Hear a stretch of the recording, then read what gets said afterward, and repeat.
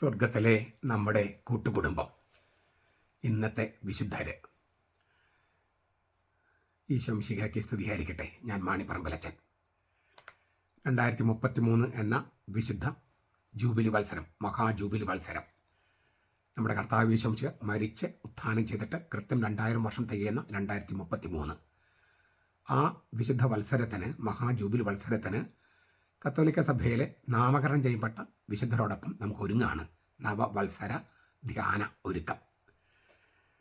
ഈ ഒരു വത്സരം കൊണ്ട് നമ്മൾ 17,003 വിശുദ്ധരെയാണ് നമ്മൾ നാമകരണം ചെയ്തിരിക്കുന്നത്. ആർക്കും എണ്ണിത്തിട്ടപ്പെടുത്താൻ കഴിയാത്ത വിധം അധികം വിശുദ്ധരുടെ കൂട്ടായ്മയുണ്ട് സ്വർഗത്തിൽ. അതിൽ 17,003 പേരെയാണ് ഇതുവരെ കത്തോലിക്ക സഭ നാമകരണം ചെയ്തിരിക്കുന്നത്.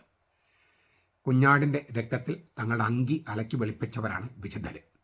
സകല ജനതകളിലും ഗോത്രങ്ങളിലും വംശങ്ങളിലും ഭാഷകളിലും പെട്ട മഹാജനക്കൂട്ടം, ആർക്കും എണ്ണിത്തട്ടപ്പെടുത്താൻ കഴിയാത്ത മഹാപുരുഷാരം. അതാണ് വെളിപാട് 7:9 പറയണേ. വെള്ള നിലയെങ്കി ധരിച്ചും കയ്യിൽ കുരുത്തോലയുമായി. കുരുത്തോല അതിന് ഫീനിക്സ് എന്നാണ് ഗ്രീക്ക്. ചാരത്തിൽ നിന്ന് വീണ്ടും ഉയർക്കുന്ന ഫീനിക്സ് പക്ഷി, അതേ വാക്കാണ് കുരുത്തോലയ്ക്ക്. ആ കുരുത്തോലയുമായി ദൈവത്തിൻ്റെ സിംഹാസനത്തിന് മുമ്പിലിരുന്ന് അവൻ്റെ ആലയത്തിൽ രാപ്പകൽ അവർ ആരാധിക്കുന്നു. വെളിപാട് 7:14-15. മാലാഖയുടെ കയ്യിലുള്ള സ്വർണ്ണ കലശത്തിൽ, ധൂപകലശത്തിൽ സകല വിശുദ്ധരും പ്രാർത്ഥനകൾ ചേർക്കുന്നു. സകല വിശുദ്ധരുടെയും പ്രാർത്ഥനകൾ. വിശുദ്ധരെ ബഹുമാനിച്ചാൽ മതി, വിശുദ്ധരുടെ മാതൃക പിഞ്ചെന്നാൽ മതി, വിശുദ്ധരുടെ പ്രാർത്ഥനകൾ വേണ്ട എന്നൊക്കെ ചിലർ പഠിപ്പിക്കുന്നുണ്ട്. വിശുദ്ധ പ്രാർത്ഥനകളേ വേണ്ട, വിശുദ്ധരെ വേണ്ടെന്ന് പഠിപ്പിക്കുന്നവരുണ്ട്.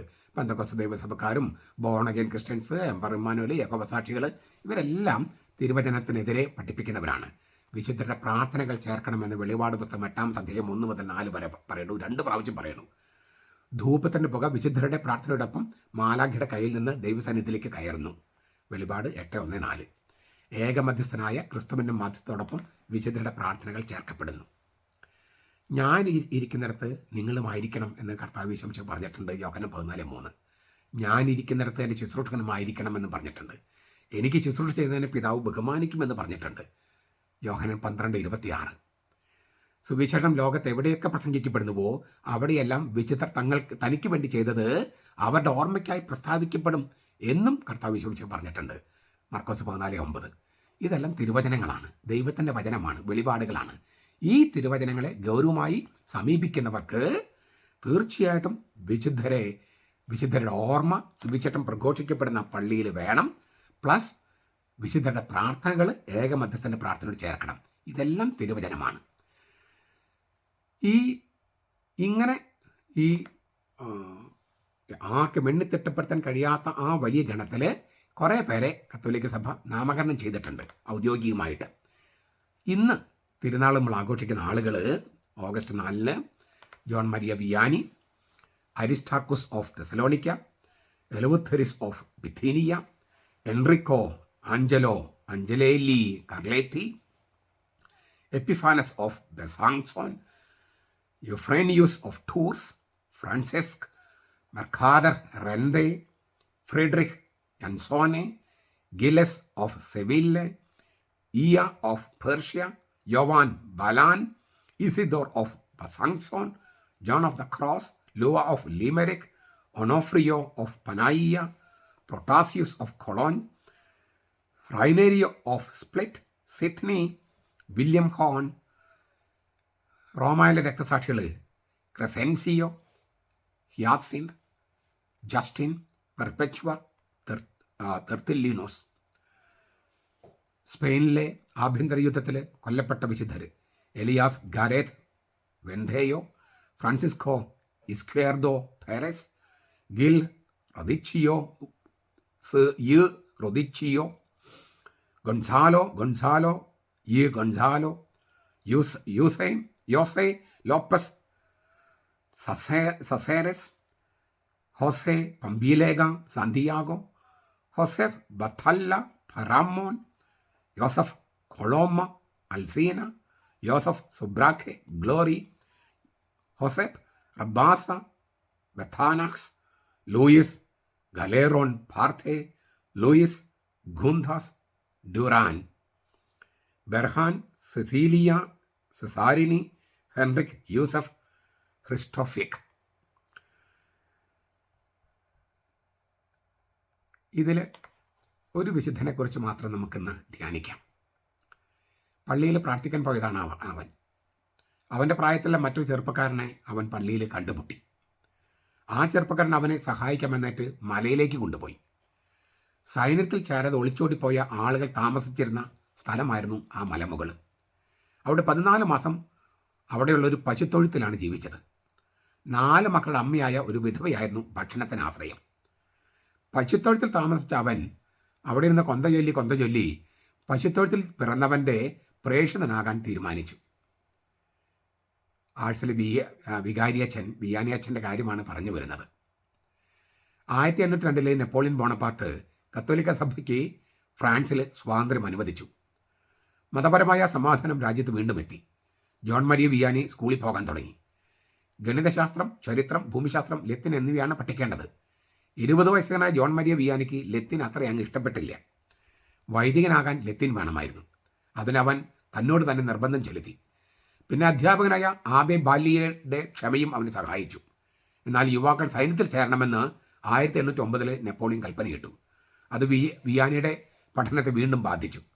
ആ സമയത്താണ് രോഗം വന്ന് വിയാനി ആശുപത്രി അഭയം തേടിയത്. അവിടെ നിന്ന് പുറത്തിറങ്ങി പള്ളിയിൽ പോയി പ്രാർത്ഥിക്കുമ്പോഴാണ് മറ്റേ ചെറുപ്പക്കാരൻ അവനെ മലയിലേക്ക് കൂട്ടിക്കൊണ്ടുപോയി അവിടെ താമസിച്ചൊക്കെ പിന്നെ വീണ്ടും അച്ഛനാകാൻ തീരുമാനിക്കുന്നത്. ഒളിച്ചു താമസിക്കുന്നവർക്ക് പൊതുമാപ്പ് നൽകി ചക്രവർത്തി 1810. വിയാനി തിരിച്ചുപോയി പഠനം തുടർന്നു. 1812 അത് സെമിനാരി വീണ്ടും പ്രവേശിക്കണേ.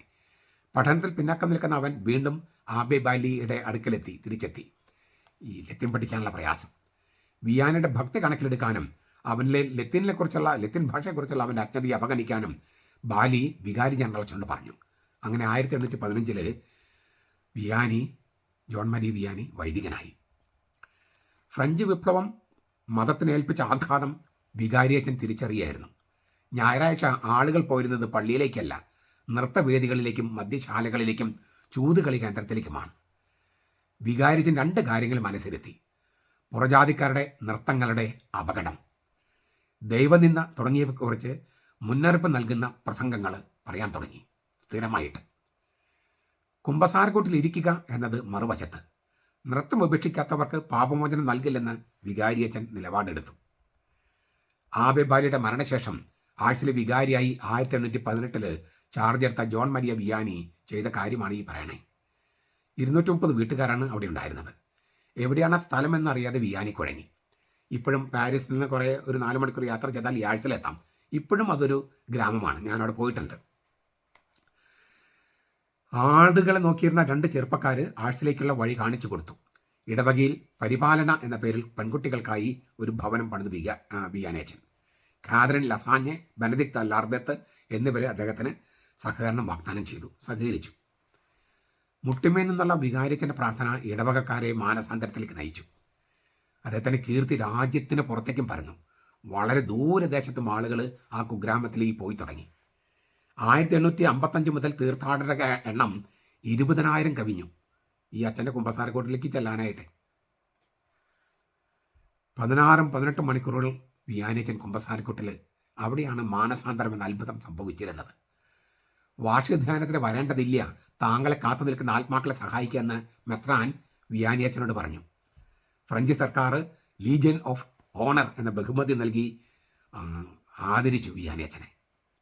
അദ്ദേഹത്തിൻ്റെ മരണത്തിന് 150-ാം വർഷത്തിലാണ് ബെനഡിക്ട് മാർപ്പാപ്പ പുരോഹിത വർഷമായിട്ട് പ്രഖ്യാപിച്ചത്. വൈദികരുടെ വിശുദ്ധീകരണമില്ലാതെ സഭയ്ക്ക് മുന്നോട്ട് പോകാനാവില്ല എന്ന് നമ്മെ അറിയിക്കുകയായിരുന്നു മാർപ്പാപ്പ.